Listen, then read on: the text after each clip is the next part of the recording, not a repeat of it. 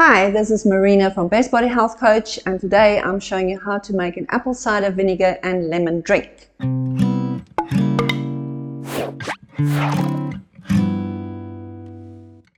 So what you need is some organic lemons, you need some sparkling water, but you can also have still water, filtered water, anything like that, and then some apple cider vinegar with the mother is a good choice.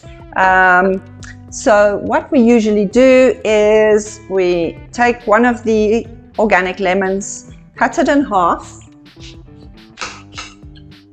and then you squeeze out all the juice. That's your daily exercise. Okay, and then what you need is 1 tablespoon of the lemon juice. There we go. And 1 tablespoon of the apple cider vinegar. And we do use a straw just because of the acidity and you want to preserve your teeth. Then you just fill it up with some sparkling water in this case. And it's up to you how much you want to do, half a glass, full glass.